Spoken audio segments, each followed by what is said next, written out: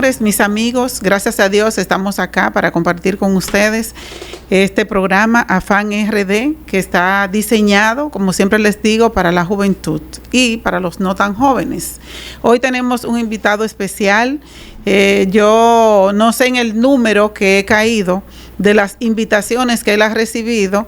Él ha hecho un periplo muy fuerte, pero me conformo con el tiempo que nos va a dedicar hoy. Primero, porque tenemos un tema aquí de muchos desmemoriados, que yo así los califico, y otros que no tienen el conocimiento. Primero, porque aquí se está viviendo una época de teteo, de juca y de romo, y los muchachos, la mayoría, están muy de espalda a lo que nos está sucediendo. Primero, tenemos que reconocer que cuando olvidamos nuestra historia, estamos compelidos a repetirla, y eso es lo que me preocupa. Eso es lo que preocupa a todo el que está aquí en esta mesa hoy, que yo a veces le llamo tribuna, pero de manera puntual yo quiero aprovechar a nuestro invitado, que es Janel Ferreras, quien nos trae el conocimiento que necesitamos para despertar, para recordar, para levantar esa chispa que necesitamos. A veces yo digo que los adultos muy mayores ya no tienen la energía y que nuestra materia prima es la juventud. Entonces esa es mi lucha. Ahí es donde yo concentro la poca fuerza que me queda, porque necesito la juventud de frente, que suelten la juca, que suelten las fiestas y que despierten y vean lo que está sucediendo, que es lo que nos da el temor de que se vuelva a repetir lo que ya sabemos que ha pasado en varios periodos. Y hoy, de orden cronológico, el señor Janel, nuestro invitado, yo le digo señor, yo le quiero decir tú, porque parece un muchacho, es como si fuera mi hijo, pero le vamos a dar la bienvenida. Hoy estamos acompañados del comandante Bocio Familia, el doctor en Derecho. Y buenos días, Janel. Excúsame el intro extenso, pero es que tú tienes un background muy grande y entonces él es politólogo, historiador, tiene una vasta experiencia en geopolítica que me apasiona bastante. Después de adulta es que me he interesado por la geopolítica y hoy lo vamos a sacar el jugo a Janel. Bueno, para mí un placer saludarlo a ustedes, saludar a este público que a través de esta plataforma de Afán RD y sobre todo el esfuerzo, y reencontrarme con el comandante Bocio, que es una persona al cual yo admiro mucho, le tengo mucho cariño y además tenemos un gran amigo en común. Me refiero al mayor general Valerio García Reyes, que para mí es uno de los hombres más preparados de la República Dominicana, del cual me ha tocado mucho aprender. Y yo te agradezco la introducción. A veces la gente me percibe como historiador y yo le digo, no, yo no soy historiador, yo me sé la historia, porque hay una diferencia entre el historiador y el que conoce la historia. Y amén a que me ha tocado investigar grandes eventos de la sociedad dominicana, sobre todo en la época contemporánea, yo quiero seguir reservándole ese espacio de los historiadores a un segmento importante de la población que, a pesar de que en este momento histórico hace silencio, las voces que estamos narrando la realidad dominicana, entonces nos vemos como los grandes historiadores. Pero yo pienso que la sociedad dominicana en el momento carece de personas que puedan defender la historia dominicana. Y cuando tú hablas de juventud, es necesario entender lo siguiente. Desde el principio de las civilizaciones, las grandes transformaciones de la humanidad la han hecho los jóvenes. Si tú buscas a Jesucristo, que se divide la era en dos, el ministerio de Jesús antes de los 35 años cambió en la humanidad. Si tú buscas la Revolución Cubana, con el tema de Fidel Castro y el cuartel Moncada, eran muchachos. Pero si tú buscas la liberación de la Gran Colombia, con Simón Bolívar, era también una persona joven, el grupo que lo acompañaba. Y finalmente, si busca la revolución que dio origen a la sociedad dominicana, el pacto de la Trinitaria, el pacto de la filantrópica y la dramática, el promedio de los trinitarios no llegaba a 30 años de edad. Eran muchachos de menos de 30 años de edad, la mayoría 23, 25, 27. O sea, lo que le dieron origen al pensamiento que hoy, a través de 182 años de historia, podemos decir que tenemos un escudo, una bandera, un himno, fueron jóvenes. Entonces, esta problemática ha coincidido en que la juventud dominicana del presente, y no me voy a cansar de decirlo para que la gente lo entienda, nosotros estamos en la era de la degradación más profunda de toda nuestra historia. Nosotros tenemos problemas de desviaciones por época, pero lo que está viviendo la juventud de hoy es lo peor desde el 1844 hasta la fecha. En el pasado era imposible. Janel, excúsame que te haga una pregunta o te interrumpa tú. ¿Tú puedes repetir eso que tú acabas de decir? Desde el 27 de febrero del 1844, cuando en la Puerta de la Misericordia, una de las 7 puertas de la ciudad de Santo Domingo, sonaba aquel trabucazo, hasta hoy, la juventud dominicana del presente es la más degradada de toda nuestra historia. Así es. Como nunca. No tiene ni siquiera comparación. Pero en el 1844, como tú planteas, fueron jóvenes que iniciaron y que pretendieron hacer lo que nosotros logramos en el día de hoy, que tenemos una patria libre, independiente y soberana. Claro, y la acción, ahí está la grandeza de Juan Pablo Duarte. La grandeza de Duarte estuvo en que él, perteneciendo a una clase acomodada de la ciudad de Santo Domingo, porque la familia de Duarte era económicamente acomodada. De hecho, eso me da miedo a veces. Yo digo, entonces, el país ha sido siempre en orden de aquello acomodado. No, los jóvenes que vienen de abajo a veces no logran cosas. No, sí, siempre lo logran, porque había una sincronización. Duarte no tenía un pensamiento excluyente, sino incluyente. Sí, es cierto. Juan Pablo Duarte, incluso, mira, para la época, el segmento más exclusivo era la educación. Pero hay un sacerdote, si la memoria no me falla, creo que peruano, no recuerdo bien, Gaspar Hernández, ¿de dónde era?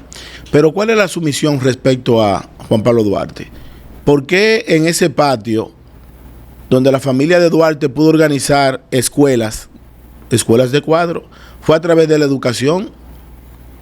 Porque la educación era el único mecanismo que lograba la libertad. De hecho, y se ha dicho siempre, ese versículo, la libertad es la única forma que tú sales de la cárcel es estudiando. Claro. Creo en eso. Claro. Yo escribo regularmente en mis redes sociales que la educación es el camino más hermoso de la libertad. Así es. Pero también tenemos ahora mismo el precedente de Bukele. El presidente Bukele viene de una familia acomodada y tiene un alto criterio de lo que es la libertad, de lo que es un país soberano con todas las de la ley, con sus necesidades básicas cumplidas, etcétera, etcétera, y trabajando. Tenemos también a Darwin Vargas, que es un muchacho que admite que viene de una buena familia, de una familia acomodada. Y sí, está repleto de principios, de valores. Porque no tiene que ver con la economía, tiene que ver con los valores. Y los valores no tienen que ver con condiciones económicas. Exactamente. Sí, los valores no tienen que ver nada con sistemas monetarios. Hay gente de escasos recursos que lo crían en valores. Y hay personas acomodadas que la crían en valores. Hay delincuentes sin un centavo que no tienen valores. Y hay miembros de la oligarquía que no tienen valores. O sea, el valor no es una condición económica. Es un concepto de crianza. Lo que sucede es que en el momento que se origina la sociedad dominicana, ¿por qué las personas que tenían recursos económicos pusieron a disposición de la libertad y de la experiencia de una República Dominicana todas sus riquezas? Porque la familia de Duarte terminó vendiendo velas para sobrevivir. Y nosotros para que la gente entienda, los jóvenes de hoy no ven eso, no aprendieron de eso. No. Es que la vela de hoy, esa vela que Duarte terminó vendiendo para sobrevivir como familia, tú la comparas con la vela de hoy. La vela de hoy son las velas de la Moet Chandon y de los wikis en la discoteca. Esa es la vela. Sí. Son velas diferentes. Sí, es cierto. Sí, pero además, aquella era una vela para sobrevivir después de haber tenido una condición económica excepcional, gracias al esfuerzo de su padre, gracias a ese dominio de la familia de su madre. Y esa transformación, y excúsame que siempre te corto, pero no es cortar, lo que quiero es saber de dónde viene esa transformación que el joven de hoy ha perdido totalmente la línea que trazó o que trazaron esos grandes históricos, hombres y mujeres del momento, que nosotros deberíamos impregnar eso en nuestro cerebro y que los jóvenes sigan esos mismos pasos. ¿Qué es lo que ha llevado a esa degradación? Eso tiene una sola respuesta. Lo único que destruye los conceptos del pasado con las descomposiciones del presente es la ruptura del hilo cultural. Ni siquiera la educación, la cultura. Por eso yo he dicho que el principal ministerio de la sociedad dominicana respecto a la defensa de la soberanía no es el Ministerio de Defensa. Porque el Ministerio de Defensa es un ministerio de reacción. Es educación. ¿Para qué están las Fuerzas Armadas? Para salvaguardar la soberanía nacional. Nosotros tenemos 3 instituciones fundamentales en las Fuerzas Armadas Dominicanas, que es el Ejército, la Armada y la Aviación. En esa misma dirección por la composición de origen. Aunque hay una discusión sobre el Ejército y la Armada, quién se creó primero, pero ya está establecido que el Ejército nace con la propia fundamentación de la República, porque el Ejército Dominicano nace del Regimiento 31 y 32 de la Guardia Haitiana, que eran mayoritariamente dominicanas. Sí, es cierto. Se dice que Juan Pablo Duarte perteneció a ese... No, se dice no, perteneció. Porque era normal. Juan Pablo Duarte entra como cabo y termina como coronel. Sí. En 9 años de formación militar. Esa es la realidad. Y la Armada nace porque miembros del Ejército se montan en esa embarcación y en esa batalla de Tortuguero, entonces inicia lo que es la Armada de la República Dominicana. De hecho, cuando nosotros nos vamos a involucrar en la historia militar dominicana, la primera academia militar dominicana no fue la del Ejército, fue la de la Naval. Incluso ahí donde está la casa hoy que alberga el Club de Oficiales de la Armada, ese recinto que fue creado en principio como un monumento para darle gracias al dictador del momento, Rafael Leonidas Trujillo, ahí estuvo funcionando la primera academia naval, que fue una academia de formación. Pero el principal ministerio para nosotros salvaguardar la soberanía nacional, escuchen bien, es el Ministerio de Cultura. No es el Ministerio de Defensa, ni es el Ministerio de Educación. El que preserva quién es Duarte es el Ministerio de Cultura. Que nosotros sepamos qué es el pabellón dominicano, por qué la bandera, por qué el escudo y por qué el himno. ¿Por qué los dictadores, tanto Lilis como Trujillo? Trujillo en el 1937, con la ley 700, es que declara como himno nacional oficial lo que conocemos hoy como el himno dominicano, es Trujillo. Y eso que tú planteas tiene tanta lógica, y lo que me mueve a preocupación, a alta preocupación, es que yo, el tiempo que duré en las Fuerzas Armadas, casi nunca vi ni siquiera un acuerdo interinstitucional entre las Fuerzas Armadas y cultura. Cultura siempre ha sido, bueno, no sé si hoy ya levantó su bandera, haciendo saber por lo menos que ellos son una parte fundamental, tal como tú lo planteas. Nunca vi un acuerdo interinstitucional entre las Fuerzas Armadas y cultura. Y oye lo que tú despiertas en el día de hoy, y estoy totalmente de acuerdo contigo. Prácticamente yo eso lo veía como en mi cerebro, pero no sabía que había otra persona que lo interpretara de la forma que tú lo interpretas. No, pero yo te voy a hacer un ejercicio a ustedes dos, que son personas que están en lo que tienen que estar. ¿Qué día se celebra más en la República Dominicana? En términos reales de comercio. ¿Thanksgiving o el día que nació Duarte? No, el día que porque aquí ponen ofertas en las tiendas. Esa comparación. Pero lo económico se impone. Aquí ponen ofertas en las tiendas con el llamado Black Friday, sí, que es una cultura anglosajona, americana. Que no creo en ella tampoco, ¿eh? No, pero es una cultura. Entonces, la cultura es la conducta adquirida de generación en generación. La cultura presente, lo que se llama cultura presente, a través de los cánticos, porque, mira, desde el Éufrates y el Tigris en la antigua Mesopotamia, desde antes de la llegada de Jesús, desde mucho antes de la llegada de Jesús, el espíritu del hombre lo acondiciona la música, el cántico. Por eso, cuando tú ves el mecanismo de un culto evangélico o de una misa católica, antes del mensaje del sermón del Padre o antes de la palabra de el que tiene la misión de llevar el consejo del día o del reverendo, ¿qué hay en las iglesias? Le voy a decir que hay unos cánticos que predisponen el espíritu para recibir el mensaje. Preparan el ambiente. La música es un elemento fundamental en la educación del ser humano. Pero cuando tú abres una emisora, sin importar el tipo que sea, en la actualidad, la música que educa a la sociedad dominicana desde las 7 de la mañana hasta las 12 de la noche es un tutorial de cómo ser chipero, delincuente, vende droga, tecato. Y oye bien, y te dan un manual de entendimiento de cómo ser delincuente. Esa realidad se contrapone a la información familiar.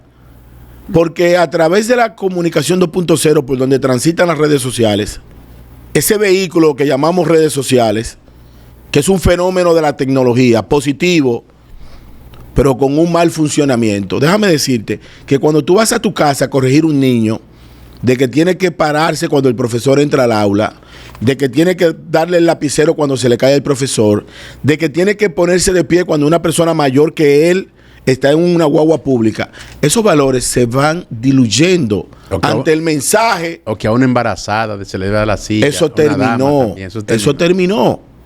De hecho, ustedes que siguen siendo una reserva importante, y digo, cuando me refiero a ustedes, me refiero a las Fuerzas Armadas de la República Dominicana, que son instituciones públicas iguales, cuya única diferencia es su carácter de disciplina. Bueno, es que a nosotros cuando estamos en los estudios militares, lo primero que nos enseñan es asumir la responsabilidad de patria, pero también el valor principal, que es el elemento fundamental de la Fuerza Armada, que es la disciplina militar, que muchos dicen disciplina, eso es miedo. No creo que sea miedo, jamás en la vida. Hay instituciones que han sobrevivido por tantos años y mantienen su misma disciplina, que es la Fuerza Armada, la Policía Nacional, y aunque muchos no les gusta que metan la Policía Nacional, pero no es parte por la cultura. Claro. De hecho, ustedes representan la columna vertebral de un Estado democrático, lo representan las Fuerzas Armadas. Por eso, aquí se emite un decreto en cada elección que dice: el general Boció es designado director de la Policía Electoral. Sí. A partir de ese decreto, el general Boció está incluso en el momento electoral por encima del propio comandante general de la fuerza. Sí, porque su garantía es de que el voto electoral del pueblo se haga manifiesto a través del orden público. Y que llegue al lugar que garantice una transición democrática. Porque recuerda que el presidente que pierde hasta el último día de la transición es el comandante general de la fuerza. ¿Y por qué ese presidente no pasa la raya de desconocer la voluntad popular? Porque hay una Fuerza Armada que están para no permitir eso. Perfecto. Sí. Esa es la realidad. Estoy de acuerdo. Por eso, la importancia de mantener la disciplina y concatenando todo esto con el origen de la República, lo que le brindó a la sociedad dominicana ese sueño, porque Duarte puso la idea, la acción y el ejemplo. Duarte se sacrificó, Duarte pudo, la familia de Duarte pudo seguir siendo comerciante con la ferretería naval, vendiendo los insumos de navegación, viajando por el mundo. Sin embargo, cuando Juan Pablo Duarte asume ese versículo de la Biblia, que nosotros tenemos que preservarlo hasta la llegada de Cristo, hasta el final de los tiempos, porque nuestro sistema de migración respecto al vecino que nos tocó Es el único caso en el mundo que no tiene par. La única frontera en el mundo que no tiene par es la frontera dominico-haitiana. ¿Cuál fue el versículo que Duarte buscó? Juan 8:32. Y conoceréis la verdad. Pero ¿por qué Duarte dijo, vas a conocer la verdad y esa verdad te va a hacer libre? ¿A quién Duarte se refería? Duarte se refería a los 22 años de la dominación haitiana, al vudú y al gagá.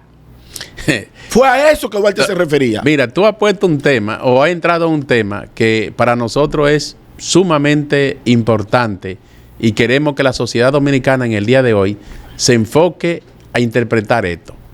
Entonces, ese sentir patrio que debe mantenerse prácticamente en los cerebros de todos los dominicanos, incluyendo más a los jóvenes, porque hay transiciones que uno sabe que los adultos vamos por ósmosis, como decía un gran amigo, por ósmosis vamos a desaparecer, pero los jóvenes son el futuro de los jóvenes. Yo te pregunto, Yanel, ¿qué pasaría entonces con el tema haitiano en la República Dominicana, que cada día, mientras la Dirección General de Migración ataca por un lado, detiene, envía, deporta, devuelve y deporta, devuelve, son tres términos: devolver, deportar y repatriar, que aquí lo que se oye nada más es deportar, pero cada uno de esos tiene su fundamento. ¿Qué pasaría entonces en la sociedad dominicana con este tipo de cosas? Pues cuando tú vas y detienes en una finca a 5 haitianos, sale el dueño de la finca que te quiere matar, pero 2 o 3 que son vecinos de la finca también comienzan entonces a utilizar machetes a los fines de que tú no puedas sacar un hombre de eso o una mujer. No es que yo tengo nada contra los haitianos, jamás en la vida. Yo sí lo que tengo es tema con lo que es la ley 285-04, que tipifica una serie de normas que lo que debemos hacer es cumplir. Y si cumpliéramos con eso 100%, tuviéramos un país tranquilo y sin tener que gastar ese dinero que se gasta, hermano, con esa deportación. Lo que pasa es que para nosotros resolver el tema, lo primero que tenemos que hacer es conocer la historia. Y es inevitable decirle que nosotros hoy no conocemos la historia, o por lo menos la hemos omitido de forma estratégica. La Edad Media concluye con la caída de Constantinopla en el 1453. Y a partir de que los turcos otomanos toman esa ciudad que era el centro del mundo, empieza la Edad Moderna. Cristóbal Colón, que no es ningún descubridor, porque Cristóbal Colón no salió a descubrir nada. Cristóbal Colón murió sin saber que había conocido un nuevo mundo. Por eso le llaman indios a los aborígenes, porque pensaban que habían llegado a las Indias occidentales. Pero Cristóbal Colón era un negociante de la mar, que había establecido de que navegando al sol poniente por rutas anteriores de personas que ya habían pensado, podía conectar el comercio de Europa con esa ruta asiática y de la India, que realmente aportaban a través de ese paso de Constantinopla lo que hoy conocemos como las especies. Todos esos productos que hoy sobran en las casas, el jengibre, la nuez moscada, el clavo dulce, la malagueta, esos eran productos exclusivos del comercio del mundo pequeño, europeo y asiático, que tenían un punto de coincidencia en lo que se llama hoy Estambul. Cuando cae el imperio bizantino o el imperio romano de Oriente, que dura aproximadamente 1000 años, Cristóbal Colón sale a la mar. Y cuando sale de ese puerto, entonces llega a la isla llamada Guananí. Luego llega a Cuba y finalmente llega a la Española, que tiene una división de 5 cacicazgos: Marién, Maguá, Maguana, Higüey y Jaragua. Sí. Pero para la época, nosotros que establecemos aquí la ciudad, ¿por qué la ciudad se origina en la ría de los Ama? Porque las embarcaciones siempre buscaban ríos navegables para originar ciudades. Por eso que la mayoría de las ciudades de la antigüedad están en países ribereños o en zona costera de ríos. Porque no existía, ahora la gente habla de Caribe Tour o de metro, porque no existían carreteras. Y eran poblaciones sitiadas. Y antes de las devastaciones de Osorio, que fue el accidente histórico que dará origen al pueblo haitiano, 1605, 1606, ¿qué era la sociedad criolla española? Éramos 2 regiones en el este, Santa Cruz del Ceibo y Salvaleón de Higüey. Éramos 4 regiones en el sur, Asua de Compostela, la metrópoli de donde se descubre toda la plataforma continental de Sudamérica, San Juan de la Maguana, Neiva y La Yaguana, una zona de puerto en el cacicazgo de Jaragua. Pero ¿qué éramos en el norte? La Vega Real, Santiago de los Caballeros, Montecristi, Puerto Plata y Vallajá.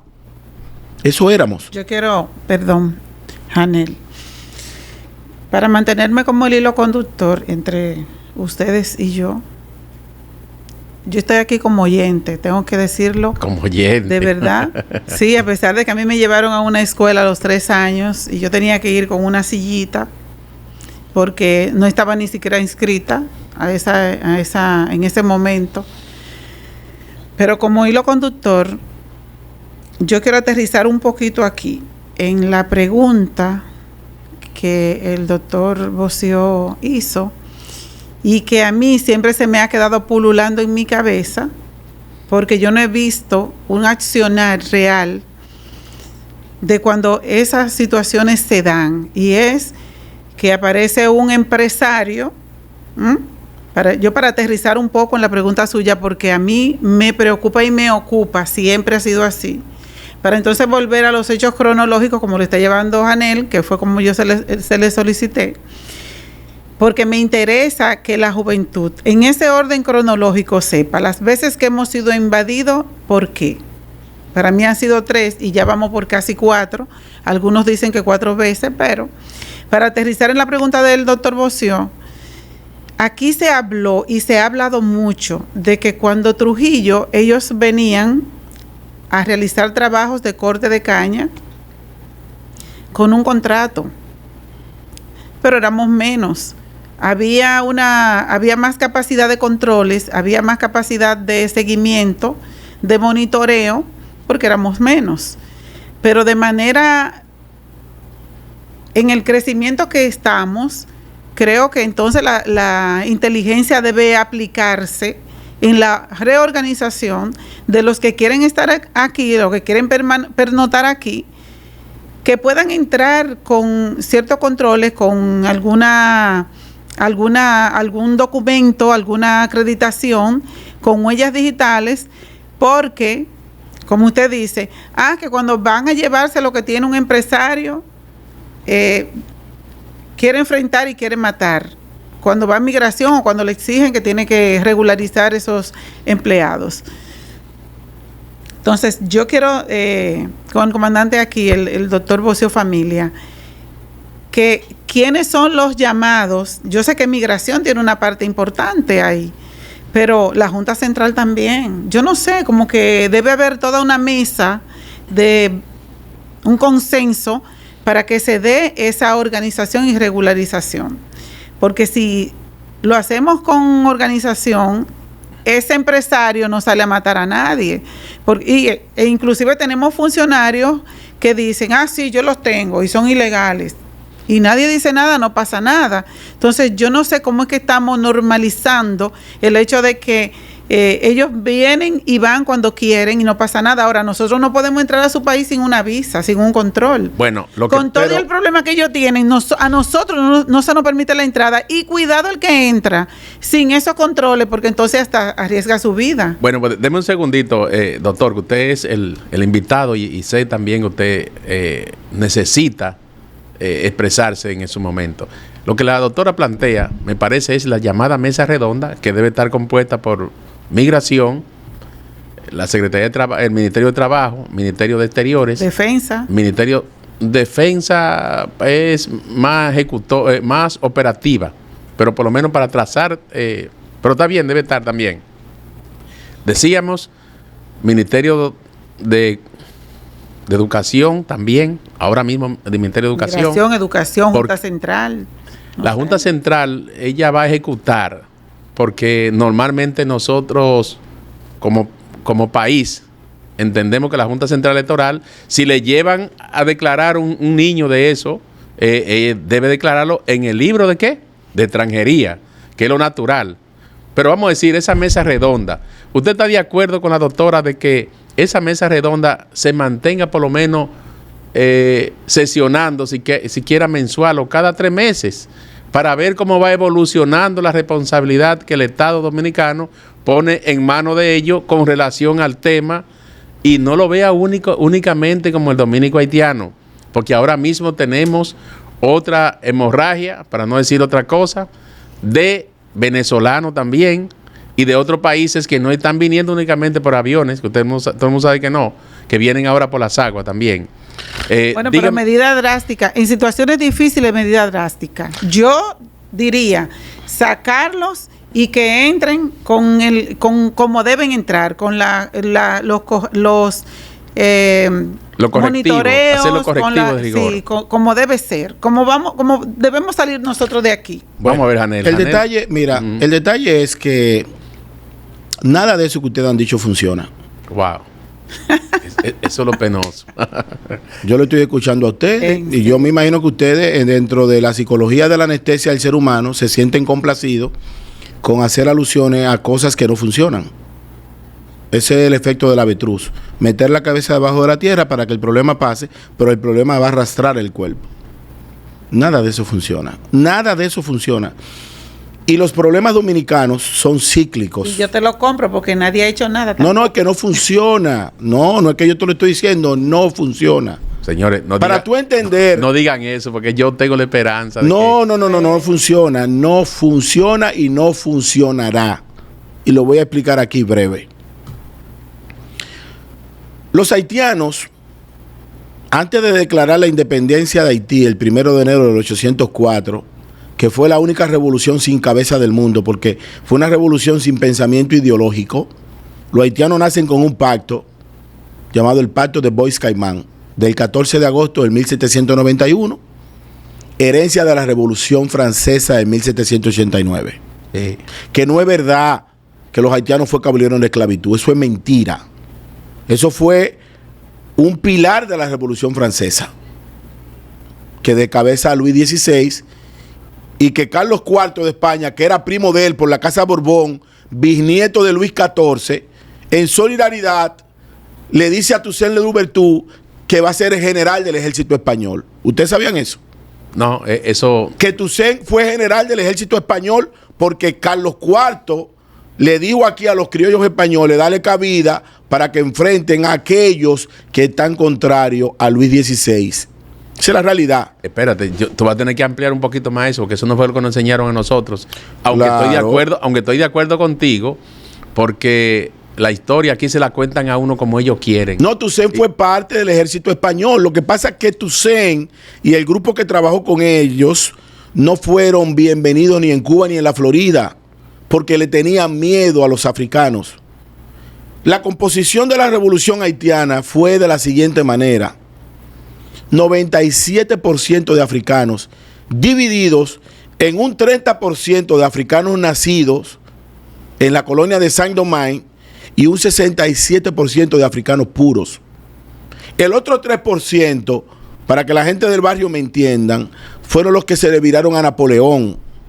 Por eso cuando él manda a Declercq, que lo termina matando la fiebre amarilla, esa misma que mató a Alexandre Petion,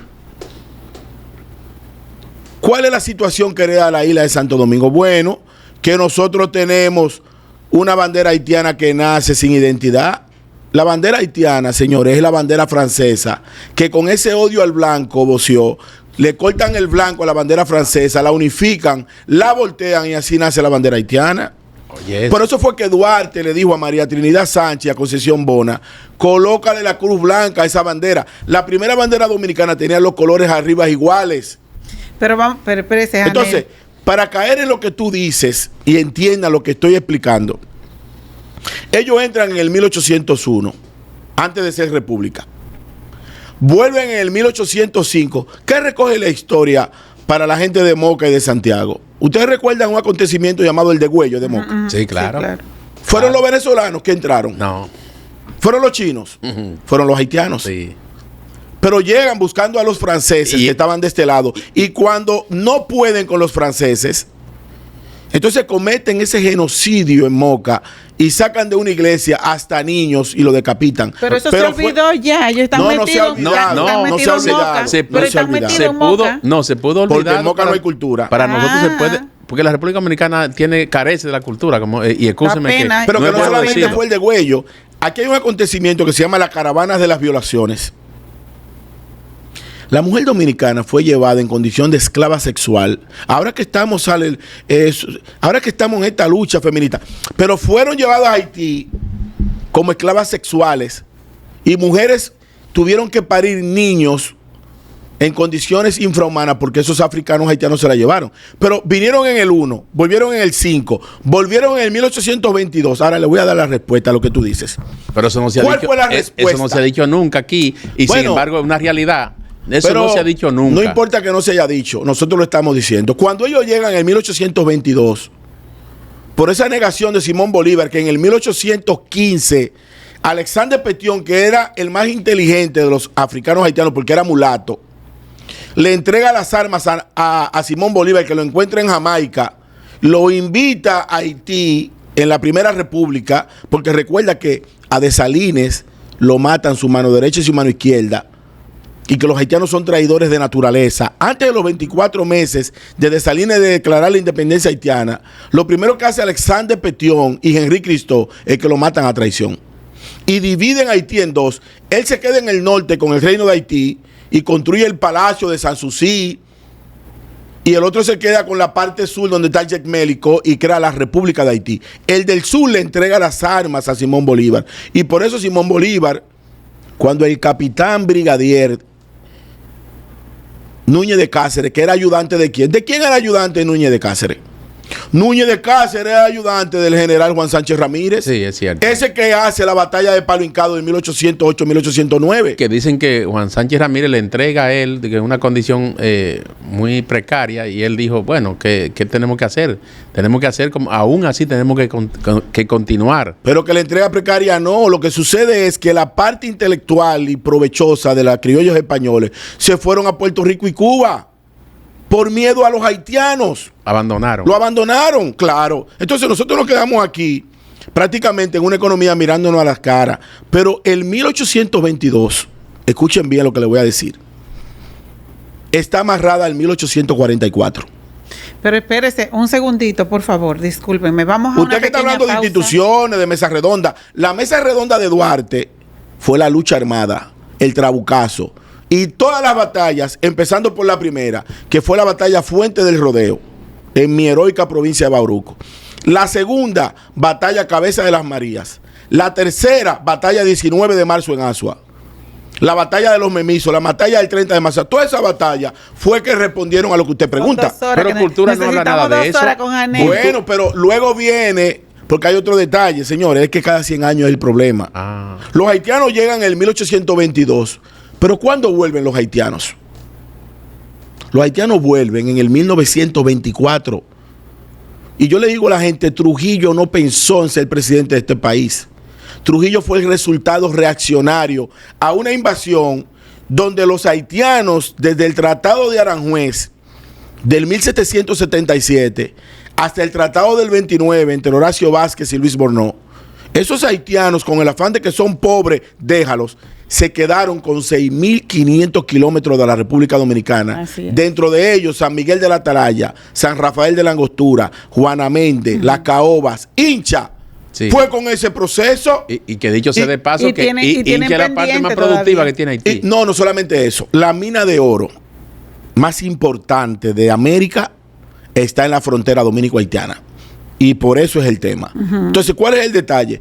¿Cuál fue la respuesta del 1924 de Horacio Vázquez? Señores, fue en 1937, el 3 de octubre, que la gente habla de la matanza de Perejil, que no se llama masacre por la matanza de Trujillo. Se llama masacre al río de Jabón, porque en el 1690-91 los franceses entran y los criollos españoles logran vencer a los franceses en la batalla de la Sabana Real de la Limonada. Y por eso, esa devoción que traen los españoles aquí, que se celebraba el 15 de agosto, el día de la Alta Gracia, se traslada el 21 de enero. ¿Por qué? Porque un año después, en el 1921, los lanceros del Este le piden a esa Virgencita de la Altagracia que los proteja de todo mal. Y cuando van allá a la Sabana Real de la Limonada, cerca de Guaricó, el principal asentamiento francés, esos lanceros del Este, por la retaguardia, terminan matando al gobernador francés, que es su principal general. Y cuando llegan a esta parte, lo primero que hacen, Bocio, es que le dan gracias. ¿A quién? A la Virgen de la Altagracia. Y a partir del 1692 empieza la sociedad criolla española, convertida luego en dominicana, a decir, esta Virgen es la protectora del pueblo dominicano. Sí, y por eso a partir del 21 de enero del 1692 hasta hoy se celebra el Día de la Altagracia. Es por eso. Entonces, ¿cómo tú vas a conocer la historia como dice si tú tienes que conocer que el 44 y el 37 están amarrados? Y que el 22 en el 1800, el 24 en el 1900 y ahora están amarrados, porque cada 100 años que los haitianos entran. Y hoy los haitianos están en la etapa del dominio. Ahora es que te interpreto mejor ahora. Sí, nosotros estamos ahora en la etapa del dominio. Lo que está pasando hoy aquí es lo mismo que pasó en el 1822. Pero por lo mismo, porque se olvida la historia. Pero no se olvida porque si quiere, se olvida de forma especial. Para que eso suceda, deben de coincidir traidores cada 100 años. Nosotros hemos tenido traidores cada 100 años. Lo importante es lo siguiente. El pueblo dominicano cada 100 años da una respuesta. Y la respuesta del momento no son esas mesas. No son esas reuniones. Bueno. No son esas instituciones. Tú no puedes pedirle a una institución que resuelva un problema que ella misma creó. Y por eso era que usted decía que el negocio más lucrativo es el traidor. No, la traición a la patria es el negocio más lucrativo. Los que se dedican a traicionar a la patria están millonarios. Exacto. Y no es verdad que los haitianos se van a ir de aquí con mesas redondas ni con consenso diplomático, porque el gran problema de los haitianos ahora es la demografía. La mujer dominicana que se ha dedicado a estudiar tiene una condición especial. Tienen 1 y 2 muchachos y otras deciden criar pericos y perros. Sí. La mujer haitiana cuando le va mal pare 8. Yo tengo 3 perros. La mujer haitiana cuando le va mal pare 8. Entonces la demografía en una comunidad que se supone que el libro de extranjería no debe pasar del 5% del libro nacional. ¿Tú sabes qué sucede aquí?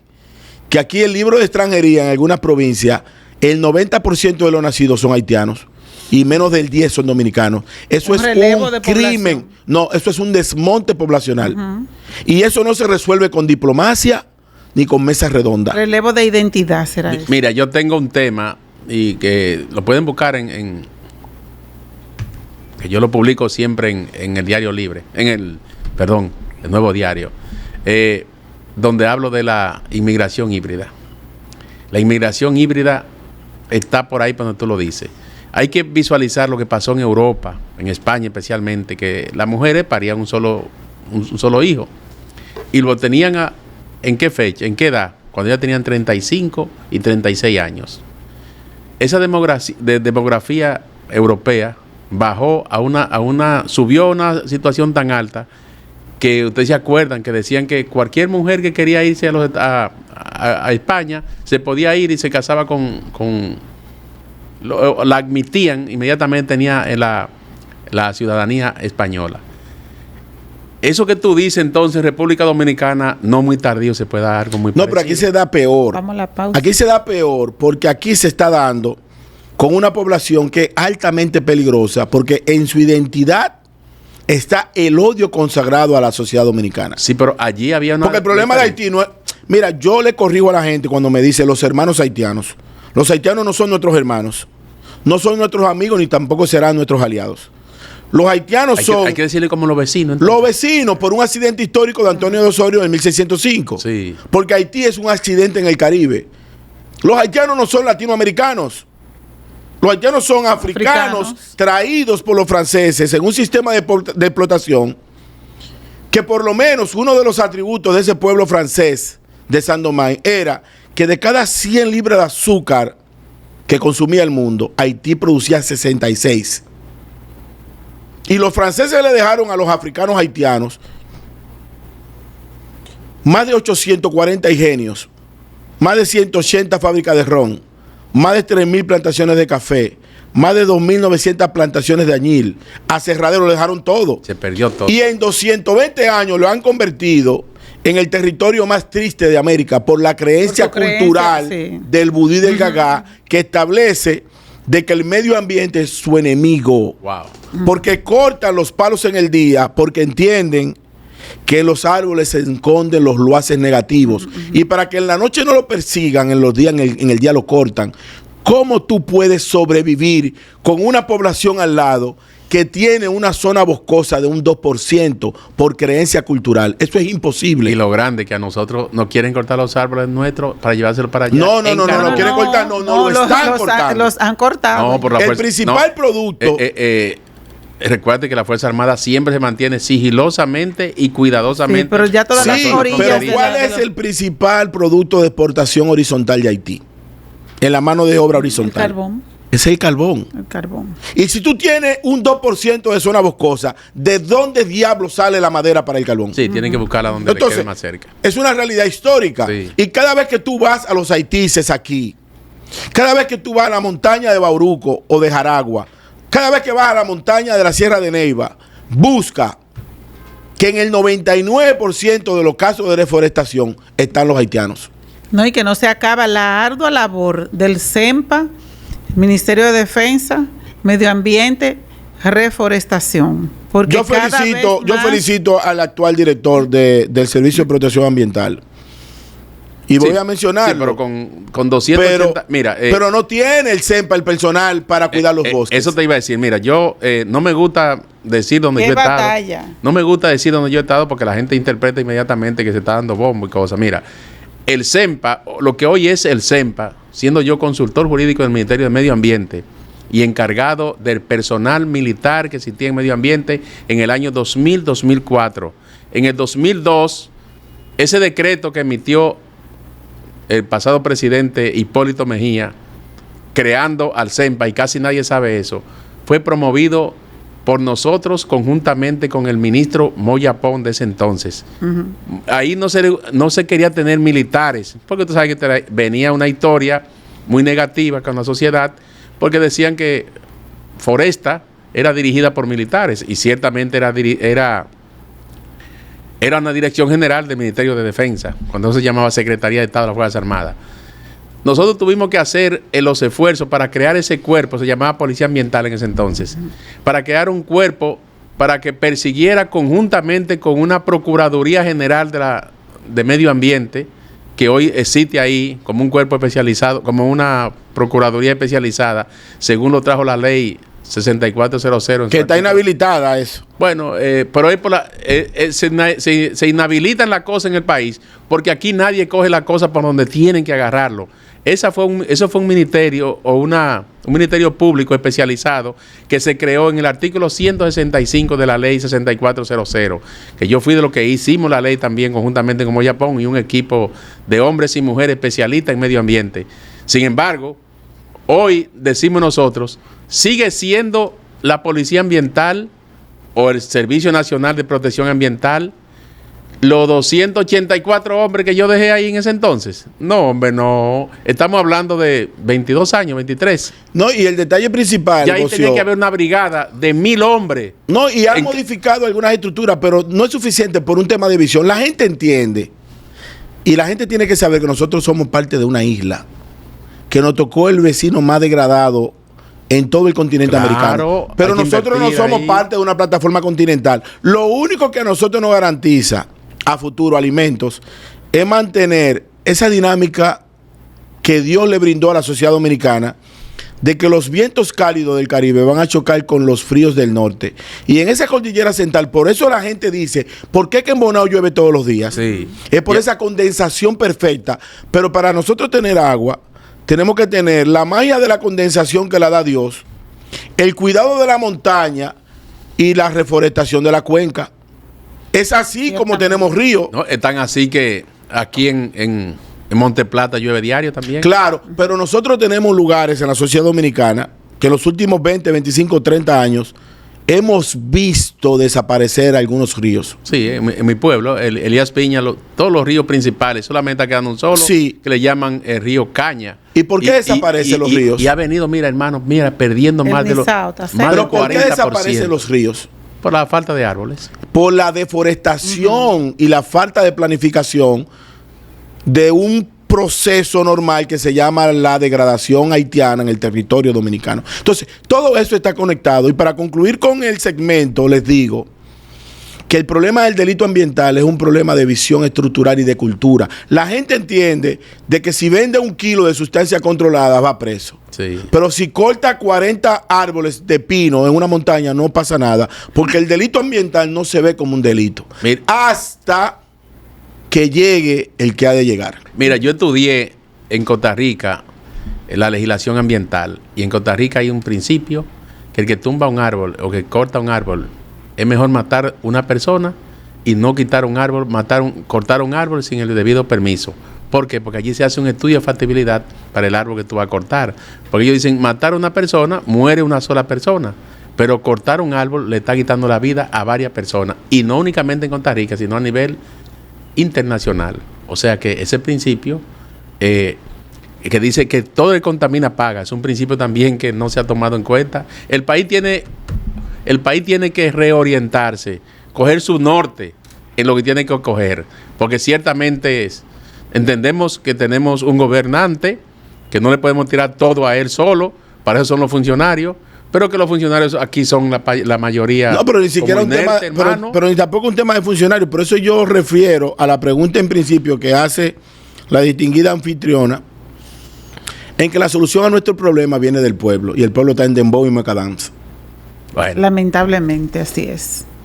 El pueblo está en dembow y macadams, y la gente tiene que saber de que todos los problemas de la sociedad dominicana, el tránsito, los hospitales, las escuelas, el déficit eléctrico, el medioambiental, tienen un solo hilo conductor, un solo: la masiva presencia haitiana en el territorio nacional. Lo había dicho en Basteix y ahora le voy a repetir de nuevo que es inminentemente impostergable el hecho de que debemos voltearle la cara a la juventud para evitar que se repitan los hechos así de manera como se han dado.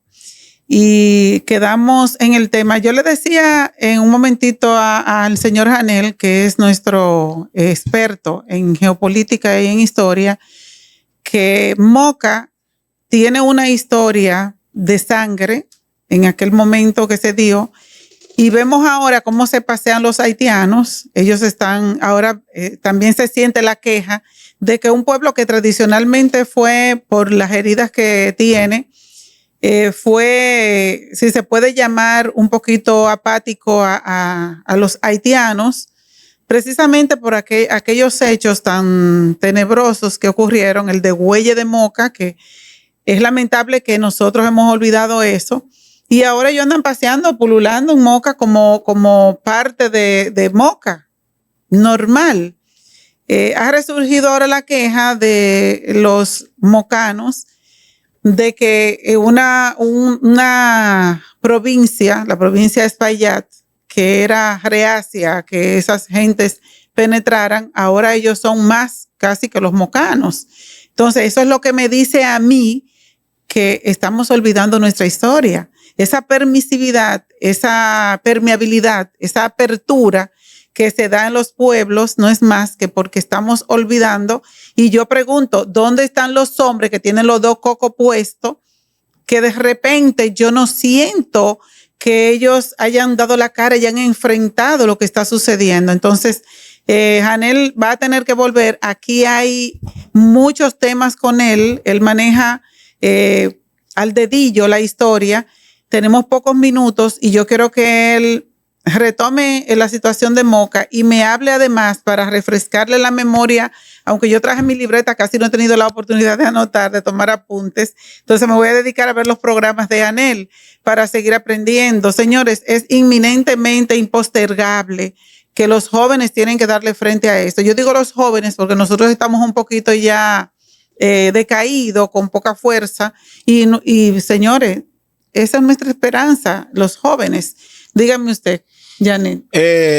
Mira, 9 de cada 10 personas que duermen en Constanza son haitianos. Todas las noches. Moca está invadida por Haití. 8 de cada 10 personas que duermen en las terrenas son haitianos. 9 de cada 10 personas que duermen en Bávaro son haitianos. Pero y esas estadísticas son alarmantes. No, pero no son alarmantes, son la realidad. Y no te van a decir como que estás exagerando. No, pero no, haga un ejercicio.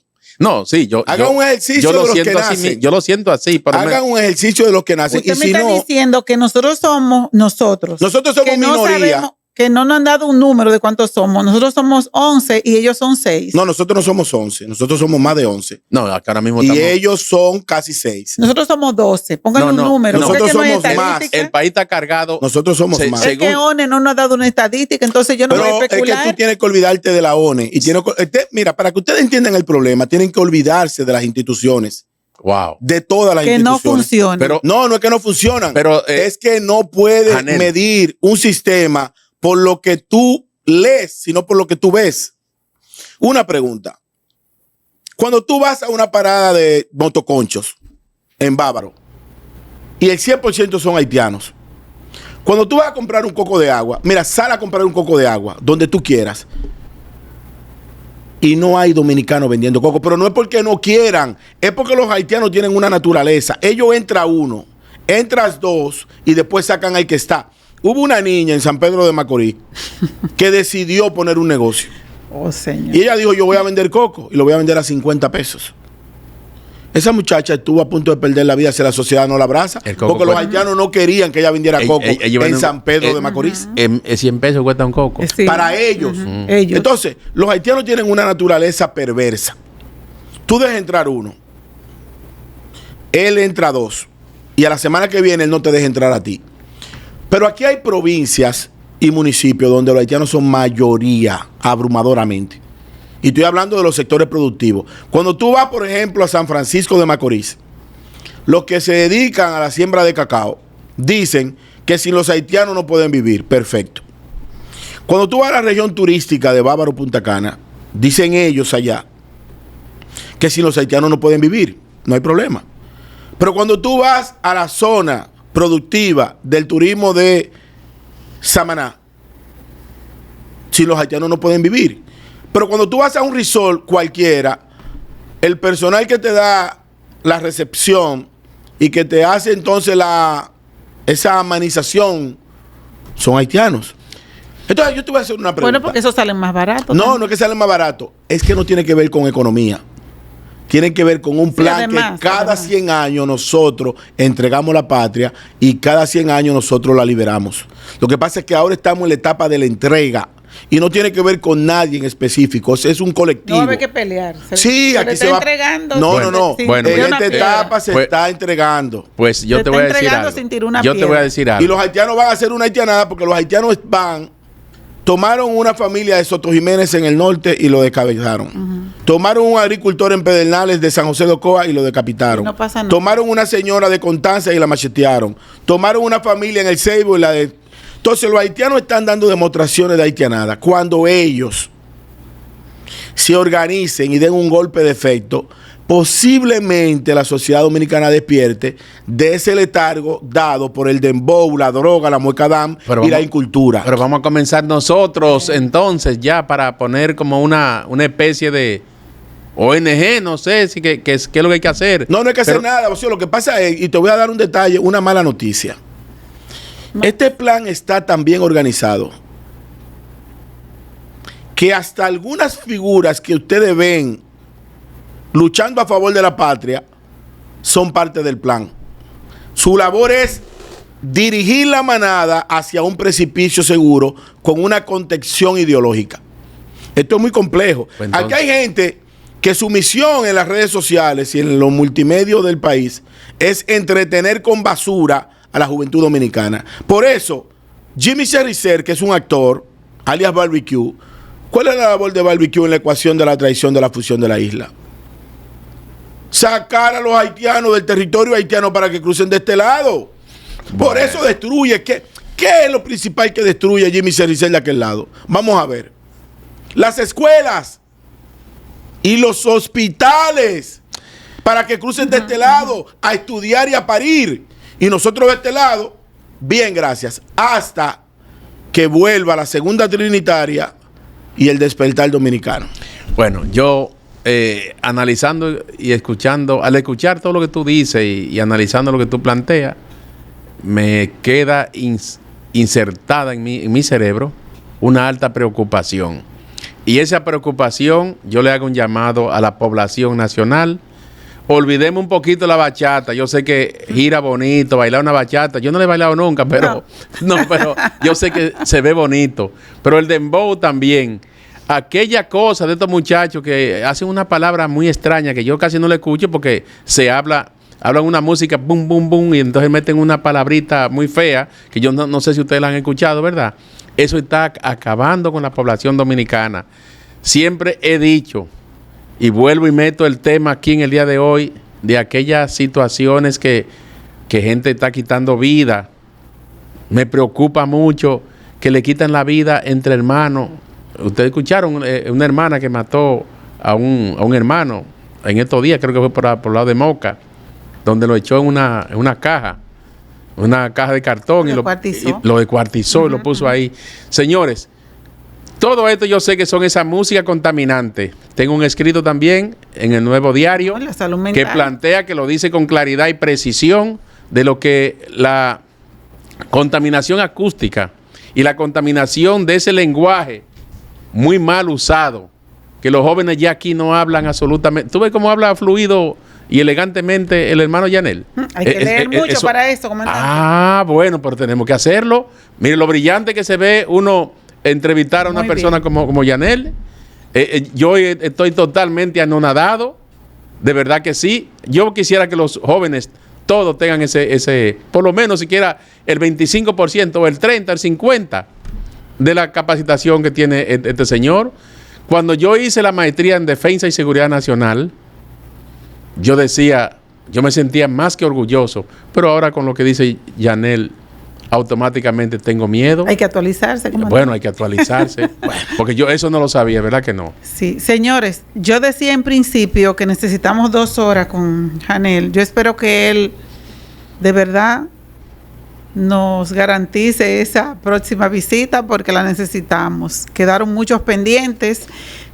Yo traje mi libreta y me quedé porque la didáctica de él, que es muy buena, me parece a mí que hay que repetirla.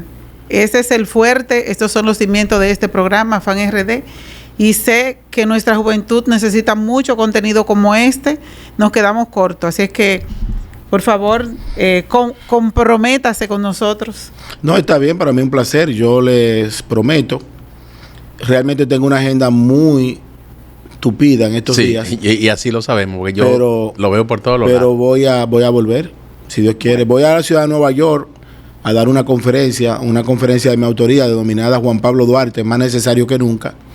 Y una vez retorne de la ciudad de Nueva York, vengo para este espacio. Pues nos avisa entonces. Sí. Bueno, señores, Afán RD concluye.